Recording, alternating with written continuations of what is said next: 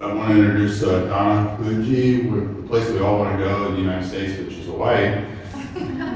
That was a good intro, right? So I started working with her shows last October, and it's been somewhat stagnant there for what you expect from your shows, and you've been kind of supporting them financially. So you want to give just a quick testimonial.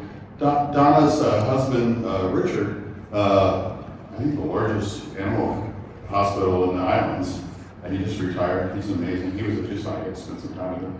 And you're a real estate broker, so she understands customer service and all that good stuff too.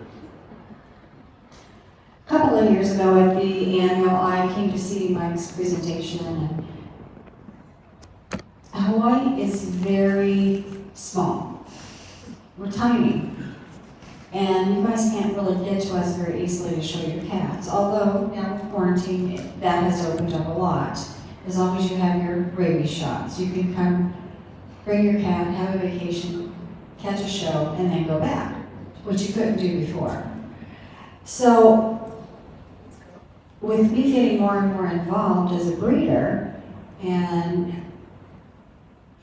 going to different shows on the mainland, I got to meet a lot more people. And met Mike, and I thought, oh gee, whatever he says sounds great, but that's way over what Hawaii can even handle.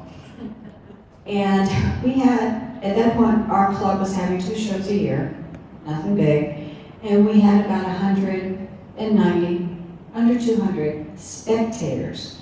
Now, you guys are talking way over my head when you're talking thousands.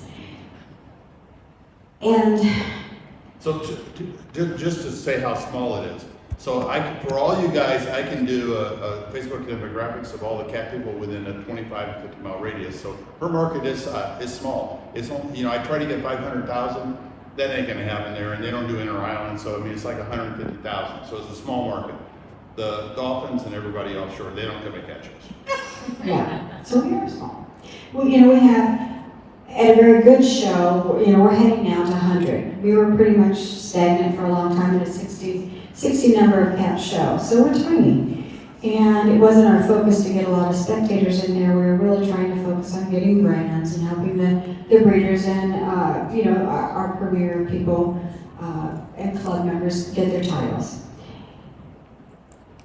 I went to Mike's first show and I thought, gee, that isn't going to help Hawaii. We're just not there yet. Second time I went, he kind of badgered me to go. You need to come listen again. So I went to the next show, the next presentation.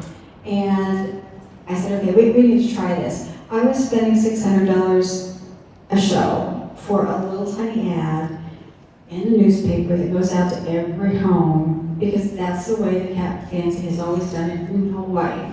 And I'm relatively new to the cat fancy. I've only been around 11 years. So I followed in the footsteps of how it's always been done, and I went back to the club and said, we're going to change it. We're just going to try Mike. If it doesn't work, we'll go back to our normal, and that's fine. And it was very easy to work with Mike. It was the same, the ad and Mike were our cost, so that didn't set us off too much. He made me change the price. Take the price. Yes, take the price, because we were charging like $5 and $6 because, and you know what $5 and $6 did is attract a lot of little senior citizens, some of our, retired military that are in with, they're not going to be showing their household cats. They just want to come and see what we're doing and have fun for the day or whatever. So he made me take up the price to 10 or 12, and that's still on the lighter side as what I see around the country. And the first time, we over doubled the amount. We went from $200 to $549 in our show hall. And honestly, our show hall is barely, with 4 rings, 5,000 square foot. Lorraine, you know how tiny we are. We squeeze in there with the amount of cats that we have. So with that amount of spectators, and there aren't a lot of options in Hawaii. I know.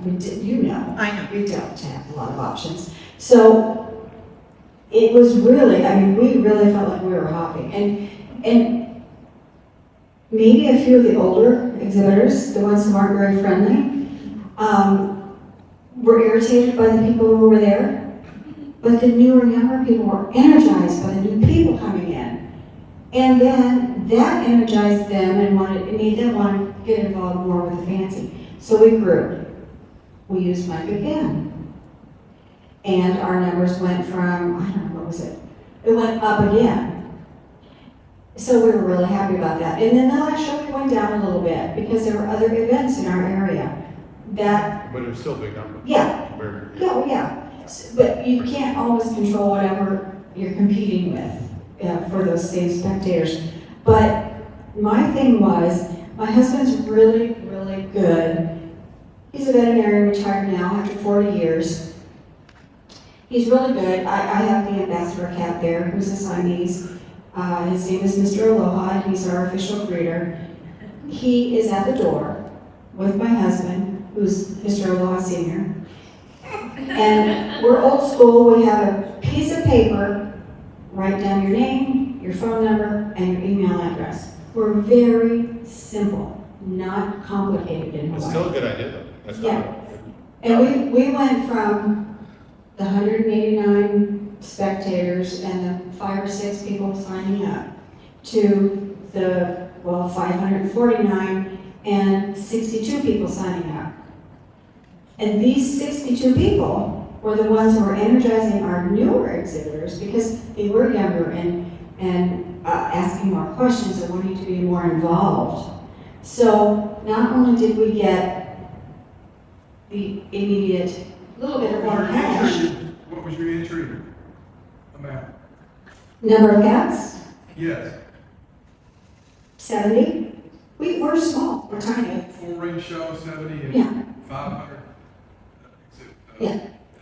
Yes. Spectators. Yes. And So now, 25 people attended my clerking school. That I was blown away by. yeah, thank you, Lorraine. Yeah, I mean, Lorraine donated her time to come and do a clerking class for us because we went from 2 shows a year, now we're having 4. Our exhibitor base is becoming younger, which is really good for me. It means less labor for me.